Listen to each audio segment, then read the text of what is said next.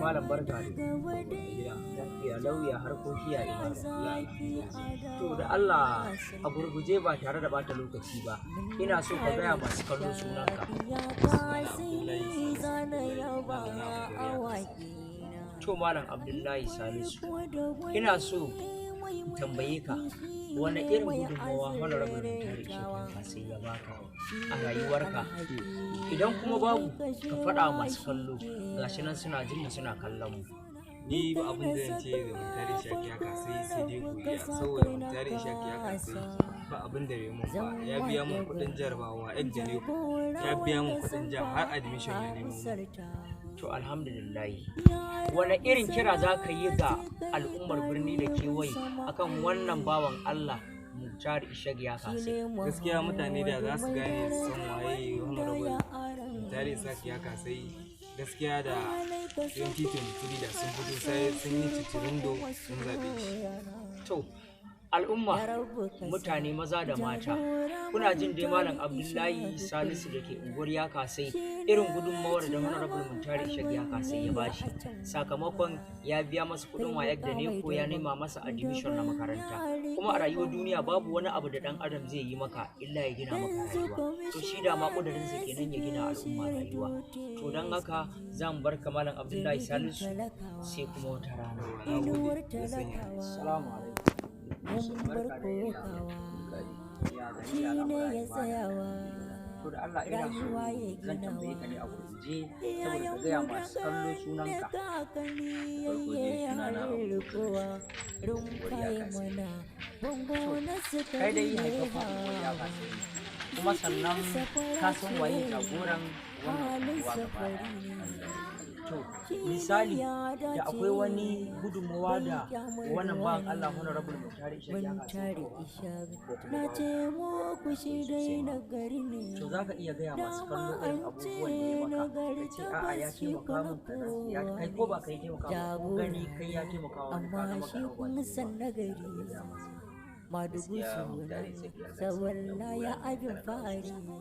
Ina taimakawa al'umma, an matasa ma taimakawa, azumi yana raba shinkafa, masara, gero, komai dai na abin da mutane suna buƙata da Allah ya daina ƙoƙari yana rabawa.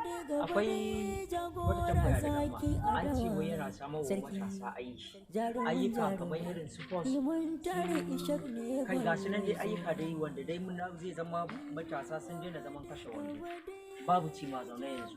A ba ma iya mazaɓarsa ba, an ce har maƙotansu mazaɓansu duka yana yin wannan taimakon, da gaske ne? Allah ya da gaske. To kai daga cikin wannan abubuwan mai kamora? Na mora abubuwa da yawa a wajen shi, duk har irin kuɗaɗen nan da yake rabawa duk ƙarshen wata.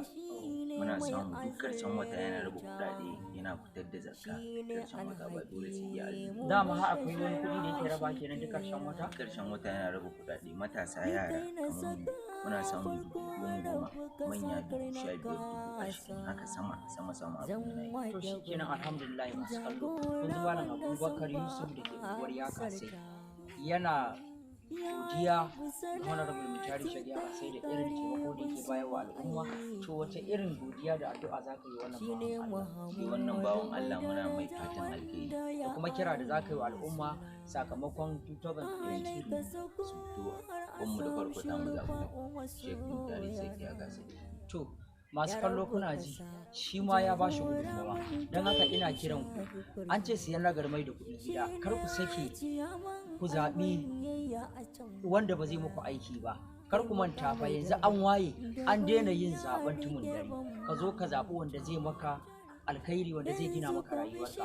Honorable Mutare Shehu ya kasai ya zama shakundin baya goyon marayu, saboda duk inda ka je in ka ji mutum ya zage shi sai dai adawa.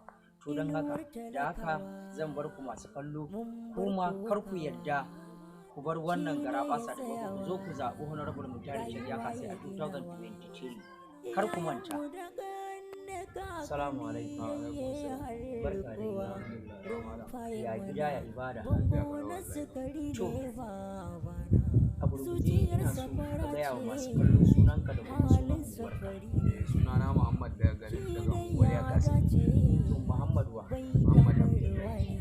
To Muhammad Abdullahi, na so zan tambaye ka ne akan wasu abubuwa. akwai wani jagora a wannan unguwa ta ko in ce maza ba ta mai suna honorable Mutari Shehu Yakasi. Ko za ka iya gaya wa za ka iya gaya masu kallo irin abubuwan alkhairin da ya yi? Gaskiya honorable Mutari Shehu Yakasi mutumin arziki ne sosai, yawa saboda iya taimako ba ga ne bane ni jiyo ba wai jiyo bane ni ga nauni ba ma wani bane ya taimake ni. To kamar da me yake nufi? Yawwa kamar da muna da majinyaci a gida muka je muka kai mai kukan mu kawai takarda ya rubuta ya bamu, muka je asibiti duk wani ɗawainiya na shi an ɗauke mai komai da komai har zuwa har ya gama jinyarsa alhamdulillah.